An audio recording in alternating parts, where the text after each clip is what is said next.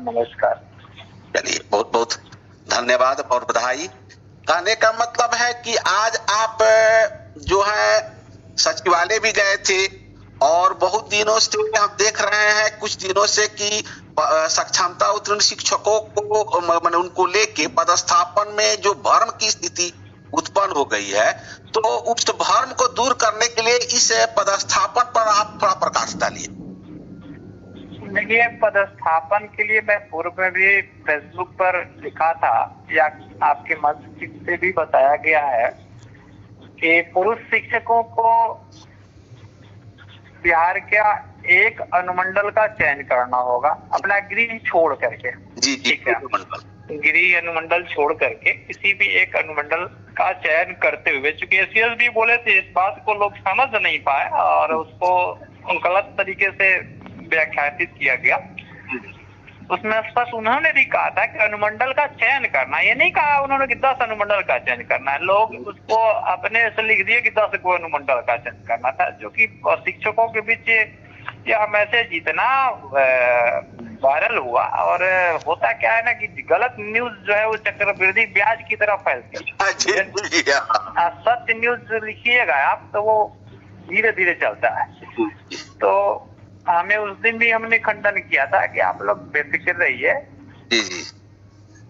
10 विद्यालय का चयन आपको करना है और वह चयन में सक्षमता का जो आपका मार्क्स है वो आधार रहेगा। ठीक है ना, जो अंक आपने पाया है उसी अंक के आधार पर आपको वो 10 विद्यालय में आप जहाँ सेट हो रहे हैं वहां पे आप होइएगा। अगर इनकेस नहीं हो पाते हैं, हो सकता है आपसे अधिक अंक वाले वहाँ 10 विद्यालय का चयन कर लिए हो 10 कैंडिडेट। ठीक, जी। तो जहां आप चयन किए हैं उसी के आसपास का 11वां 12वां या 50वां जो विद्यालय में जहां आप सेट हो रहे हैं उसके सॉफ्टवेयर के आधार पर, ठीक है, वो रैंडमाइजेशन मेथड से जो है आपको वहां कर देगा। ठीक, ये उसका सर्कुलर है, इसमें कोई किंतु परंतु नहीं है। ठीक है, हाँ, उसमें जो खामियां है, हम लोग तो पहले से कहा है कि अनुमंडल अगर गिरी सरकार हटा देती तो बेहतर होता। मांग भी किया गया, लेकिन इस पर तो विभाग अडिग है। अभी फिलहाल में तो चेंज होने वाला नहीं है, लेकिन फिर भी हम लोग हार भी नहीं मानेंगे। हम लोग का प्रयास निरंतर चलता रहेगा। हम लोग का कार्य ये है, सरकार का काम है अपना करना, हमारा काम है प्रयास करना। हम लोग प्रयास कर रहे हैं, लेकिन अभी का जो स्टैंड है वो क्लियर है कि एक अनुमंडल यानी गृह छोड़ करके एक अनुमंडल का चयन करते हुए, है ना, वहाँ के 10 विद्यालय का हम लोग करेंगे।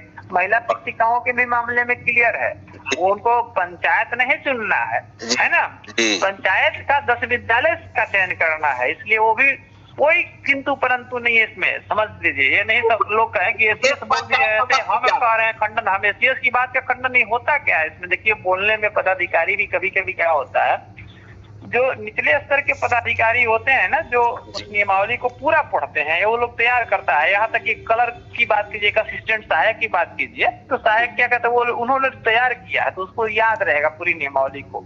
अब वरीय पदाधिकारी तो हेडलाइन ही पढ़ते हैं, है ना, तो उन लोग अपना हेडलाइन की ही बात करते हैं, तो उसमें उतने स्पष्टता का अभाव होता है। ठीक है ना, इसलिए कंफ्यूज नहीं होना है किसी भी तरह का। सभी को 10 विद्यालय का ही चयन करना है, कोई किंतु परंतु नहीं। 100% मैं ये दावे के साथ कह रहा हूँ, शुरू से ही कहता आ रहा हूँ, आज भी मैं कह रहा हूँ। ठीक है ना, और आज सभी जिला शिक्षा पदाधिकारी बिहार के स्थापना, ठीक है, और इसके अलावा सचिवालय में आप एसीएस महोदय से लेकर के और अवर सचिव तक, है ना, अवर सचिव रैंक तक के और सक्षमता से जुड़े हुए जो सहायक लोग भी हैं, ठीक है ना, पदस्थापन से जुड़े हुए जो लोग काम कर रहे हैं, वो सभी लोग की आज एक पटना के होटल में बैठक थी, गांधी मैदान के लोकेशन में। ठीक है, और वहाँ 200 लोगों का खाने पीने का भी व्यवस्था सब इंतजाम था। देर रात तक बैठक वहाँ चल रही है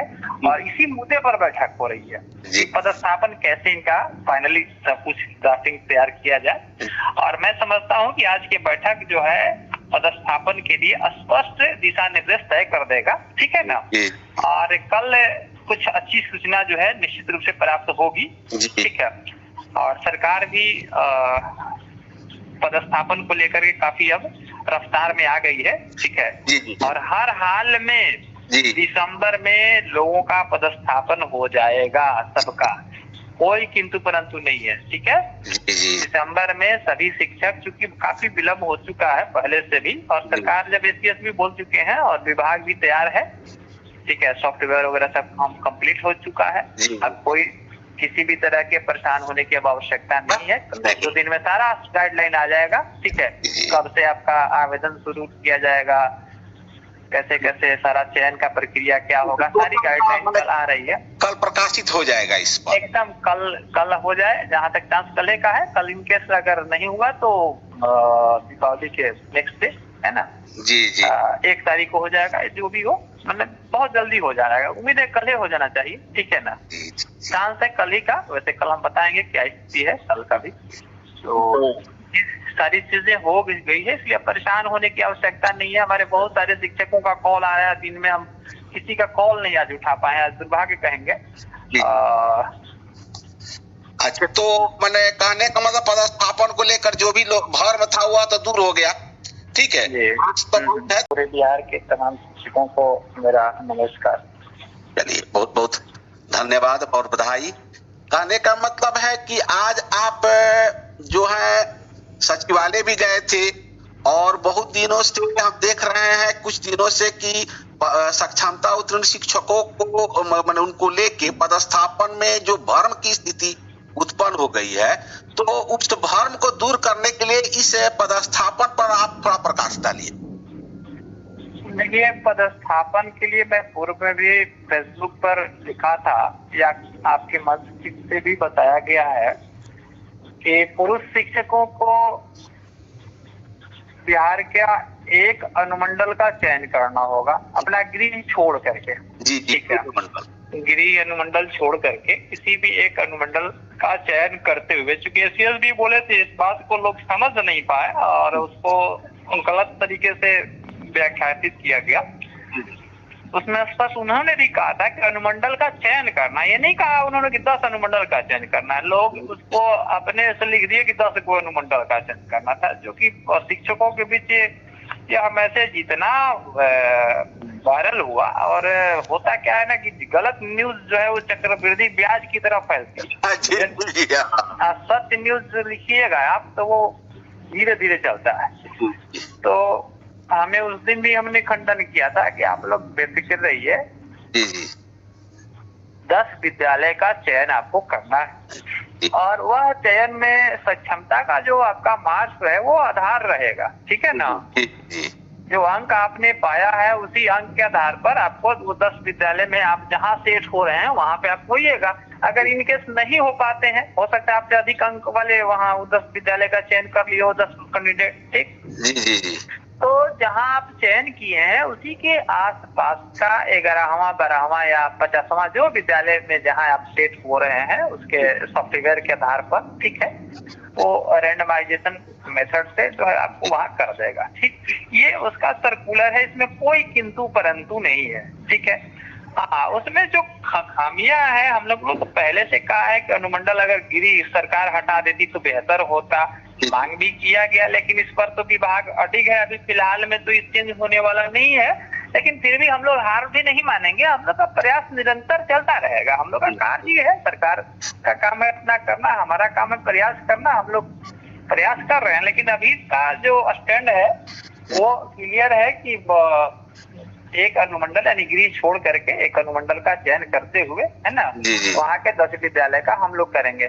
महिला शिक्षिकाओं के भी मामले में क्लियर है, उनको पंचायत नहीं चुनना है ना, पंचायत का 10 विद्यालय का चयन करना है। इसलिए वो भी कोई किंतु परंतु नहीं है इसमें, समझ लीजिए। ये नहीं सब लोग कहें कि एसीएस बोल दिया है, हम कह रहे हैं खंडन, हम एसीएस की बात का खंडन नहीं होता। क्या है इसमें, देखिए, बोलने में पदाधिकारी भी कभी कभी क्या होता है, जो निचले स्तर के पदाधिकारी होते हैं ना, जो नियमावली को पूरा पढ़ते हैं, वो लोग तैयार करता है। यहाँ तक कि कलर की बात कीजिए, असिस्टेंट सहायक की बात कीजिए, तो सहायक क्या कहते हैं, वो उन्होंने तैयार किया है तो उसको याद रहेगा पूरी नियमावली को।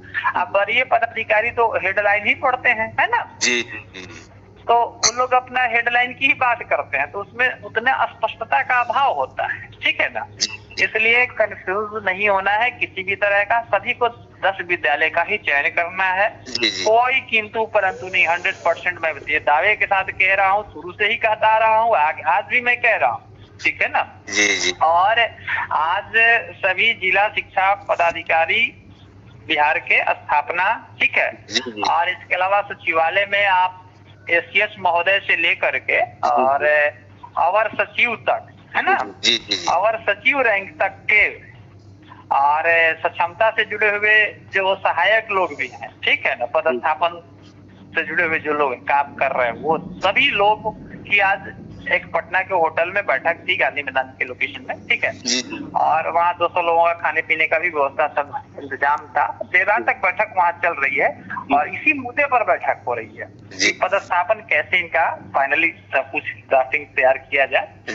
और मैं समझता हूँ कि आज की बैठक जो है पदस्थापन के लिए स्पष्ट दिशा निर्देश तय कर देगा, ठीक है ना, और कल कुछ अच्छी सूचना जो है निश्चित रूप से प्राप्त होगी, ठीक है, और सरकार भी पदस्थापन को लेकर के काफी अब रफ्तार में आ गई है, ठीक है, और हर हाल में दिसंबर में लोगों का पदस्थापन हो जाएगा, सबका, कोई किंतु परंतु नहीं है, ठीक है। दिसंबर में सभी शिक्षक, चूंकि काफी विलम्ब हो चुका है पहले से भी, और सरकार जब एसीएस भी बोल चुके हैं और विभाग भी तैयार है, ठीक है, सॉफ्टवेयर वगैरह सब काम कंप्लीट हो चुका है, अब कोई किसी भी तरह के परेशान होने की अब आवश्यकता नहीं है।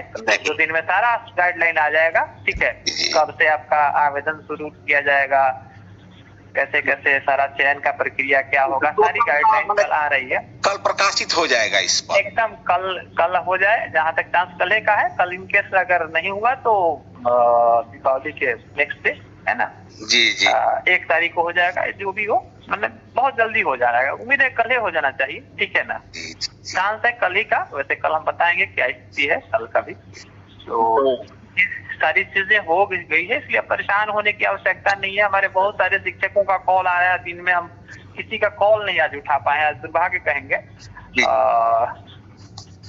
अच्छा, तो मैंने कहने का मतलब पदस्थापन को लेकर जो भी लोग भर में था हुआ तो दूर हो गया, ठीक है, आज तो बहुत है, तो परंतु आज का ऑडियो कॉन्फ्रेंस में बस इतना ही हम प्रस्तावित करेंगे, ठीक है।